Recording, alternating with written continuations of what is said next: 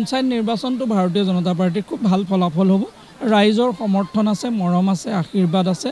Doctor Himanta Biswa শৰ্মাৰ চৰকাৰখনে যি পৰিৱৰ্তন কৰিবলৈ সক্ষম হৈছে, আমি আশা কৰিছোঁ যোৱাবাৰতকৈও আমাৰ ভাল ফলাফল হ'ব আৰু গাঁও পঞ্চায়তৰ উন্নয়নৰ জৰিয়তে আমি অসমখনৰ উন্নয়ন কৰিব বিচাৰোঁ।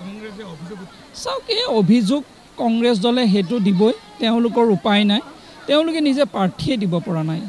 আজি বহুত অঞ্চল এনেকুৱা আছে তেওঁলোকে প্ৰাৰ্থী প্ৰক্ষেপ কৰিব পৰা নাই। তেওঁলোকে সেইবাবে আমাৰ ওপৰত দুখ জাপি দিছে। এইটো স্বাভাৱিকতে এনেকুৱা নহয়, গণতান্ত্ৰিক দেশত ক'তো কেনেকৈ কোনো কৰিব নোৱাৰে। আৰু আজিৰ দিনত ৰাইজো সজাগ সচেতন আৰু এগৰাকী প্ৰাৰ্থী তেওঁ সজাগ সচেতন। কোনোবাই ধমকি দিলে কোনোবাই উইথড্ৰ কৰিব নেকি? এইটো সম্ভৱ আপোনালোকে দেখিছে নেকি?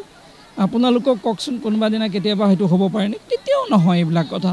নোৱাৰি আৰু পৃষ্ঠভংগ কৰিবৰ কাৰণে আৰু এইবিলাক কথা অভিযোগ আকাৰে কৰে, কিন্তু তেওঁলোকৰ প্ৰতিদ্বন্দ্বিতা কৰিব পৰা কংগ্ৰেছ দলত কাৰ্যকৰ্তাই নোহোৱা হৈ গ'ল।